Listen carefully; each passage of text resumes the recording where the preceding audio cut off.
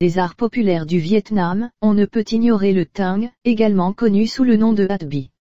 Cette forme d'opéra a souvent un son majestueux, louant les personnages qui sacrifient leur vie pour une grande cause, transmettant ainsi des leçons sur la vie et la moralité humaine.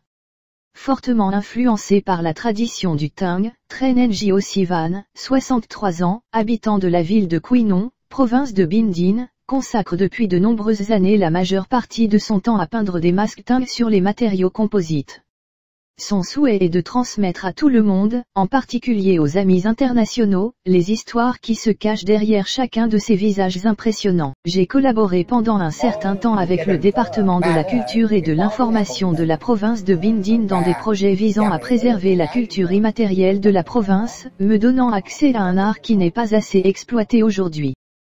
Tran Ngo Sivan est un vétéran.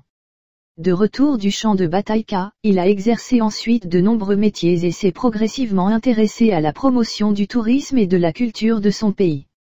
Il a recherché et peint avec passion des masques Tang pour les offrir aux touristes internationaux. Cela a incité Madame Dinh Thitu Dehuyen, une jeune compatriote, à en faire son métier. Dans le Tang, les protagonistes s'expriment à travers des attitudes, des gestes et des mots.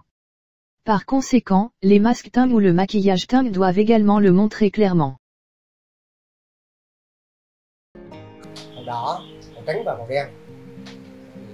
Rouge, blanc et noir, ces trois couleurs seules représentent la personnalité des personnages. Le rouge symbolise la loyauté envers le pays et la piété filiale envers le peuple, la volonté de se sacrifier pour servir la patrie et la cause. Le blanc représente les mandarins tandis que le noir représente la ruse des mauvais et des intrigants trompeurs. Ainsi, le Tang vietnamien a ses propres caractéristiques uniques.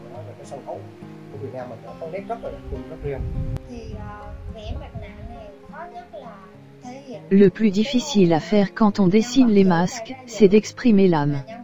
Les personnages méchants doivent devenir méchants. Les bons personnages doivent être décrits comme bons. Comment mélanger les couleurs, comment combiner les lignes pour exprimer le tempérament de ce personnage, c'est quelque chose que je continue d'apprendre de Van.